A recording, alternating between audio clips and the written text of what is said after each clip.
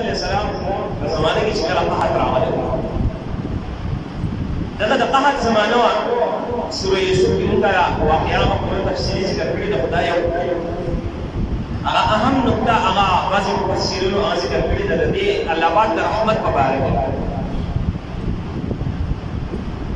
دغه قحط دا زمانه و نو یوسف علیه السلام طریقه کار دا مقرر کړی و وکله قحط نو دې سره خو چونکې قلم موجود و مخکې پوره واقعات ذکر شوي د تفسیر کې نو هر کس له به موسی علیه السلام یوسف علیه السلام په مقدار باندې هغه غله ورکوله هغه به یې تقسیموله هغه به یې تللو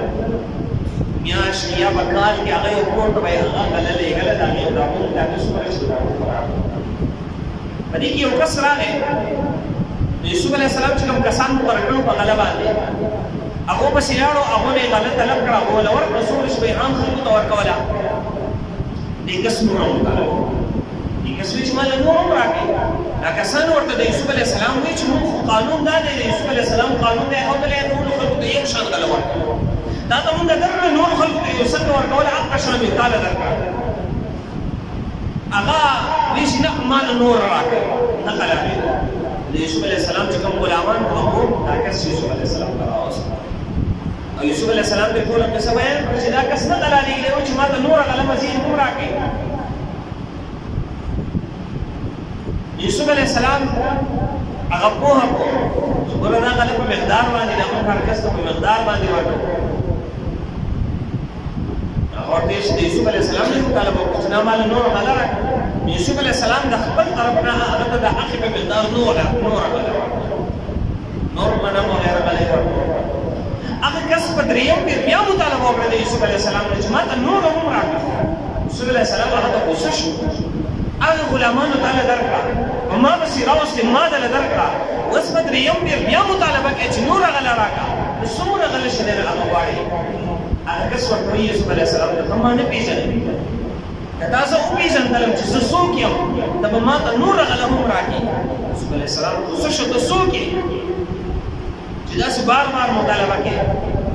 هغه کس ورته وایي زه هغه ماشوم یم کله چې په تا باندې هغه زلیخې هغه الزام ولګو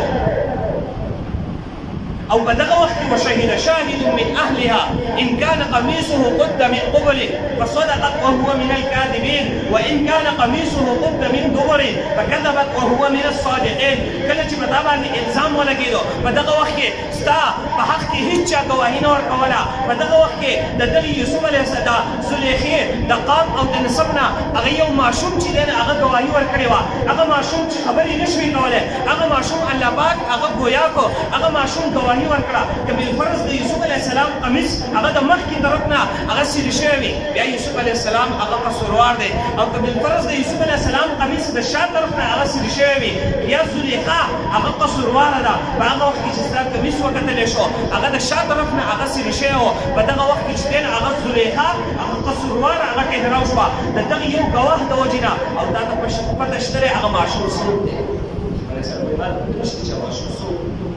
هغه کس وګوره ماشوم صاحب زه لوی شوی یم هغه ماشوم چې دی نه هغه زه یم چې ستا د براعت په باره کې ما په ماشوموالي کې هغه ګواهي ورکړې وه یوسف علیه السلام انتهایي خوشحاله شو پاڅېد د خپلې سینې سره یې هغه ولګو او هغه ته یې دومره غله ورکړه چې هغه وړلی نه شوه خپل غلامانو ته یې هغه حکم وکړو دا غله د ده سره د کوره پورې چې دی نه هغه ورسوي الله پاک وحي راولي یوسف علیه السلام ته دا دې کس ته ولې دومره غله ورکړه الله پاک په هر څه عالم دی بیا هم تپوس کوي دا دې کس ته ولې دومره غله ورکړه یوسف علیه السلام ورته وایي الله دا هغه کس و چې زما په باره کې هغه ګواهي ورکړې وه